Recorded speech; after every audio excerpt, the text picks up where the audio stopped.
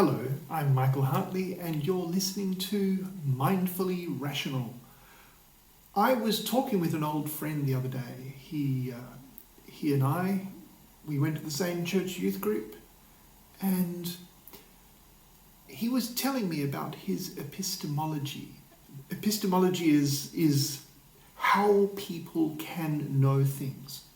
And I was trying to tell him that the way to know things is through experiencing the world and carefully trying to analyze what our experience is telling us and to come to correct conclusions by basically weighing evidence against and evidence for different propositions. And that is a really difficult thing to do. Our minds have so many different cognitive biases. We filter information, we process it badly, we don't know how to handle probabilities, so we cannot even weigh evidence easily. Well, his argument was because our subjective experience is subjective, we can never know anything with certainty if that knowledge is derived from our subjective experience.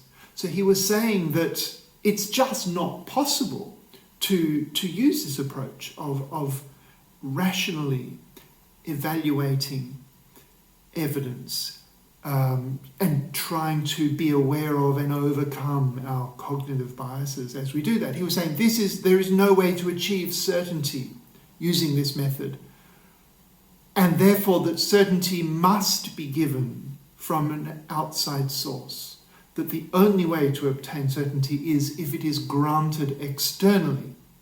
So you may be able to see where he was going with this. He claims that this has in fact occurred in him at least. It has happened to him, and that he knows for certain that God exists because God has made him certain of that.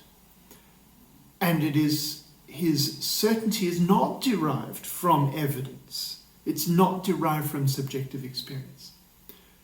And his argument seems to boil down to restating this over and over, and also pointing out that we cannot obtain certainty in any other way. Logically speaking, I agree with him. Logically, we cannot obtain 100% certainty based solely on our experience.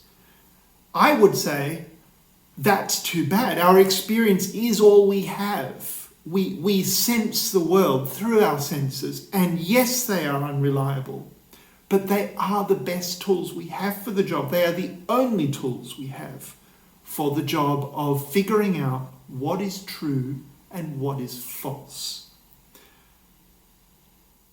That's the game that we have been given to play.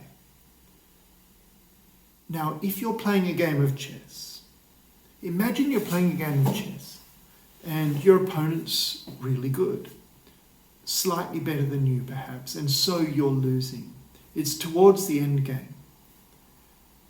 And you look at the position and you know logically you cannot win this, or you really need a queen, an extra queen on the board in order to win the game. If you had that extra queen, you could win. Without that extra queen, you cannot win. So you need that queen on the board. Does that mean you have the queen on the board?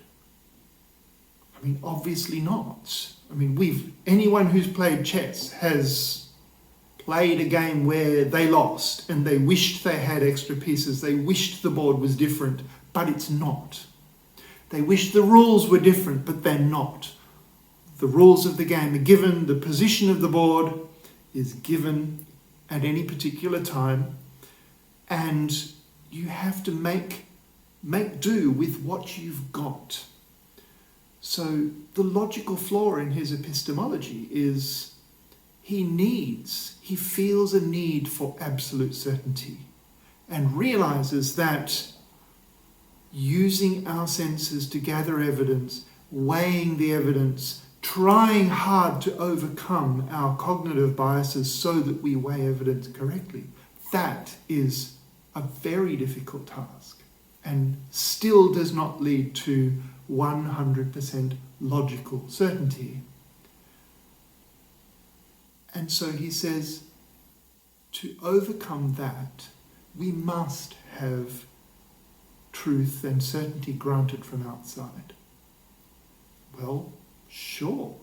If we had truth and certainty granted from outside, by some power that could do that, we would have 100% truth and certainty. But that doesn't mean it actually happens. As we're playing chess, sure, we need a queen on the board, but that doesn't mean it actually happens. We can lose the game of chess. And if we take an outsider's perspective, for him, he feels totally certain. And he would say he is totally certain. But if we take an outsider's perspective, his philosophy is no different from anyone else who claims some kind of certainty that is detached from any interaction with the real world. It's not a reflection of what has happened around him. It is just something that he has taken on board. And there's no reason why we should expect that people's granted certainty or evidence-free certainty, there's no reason we should expect that to reflect the real world in any way whatsoever. It's not enough for him to feel he needs it, for him to have it. It may be that he is just like, and I would say it is the fact that he is, just like all of us, in a mind which is fallible, but still capable of drawing some conclusions about what's real and what's not.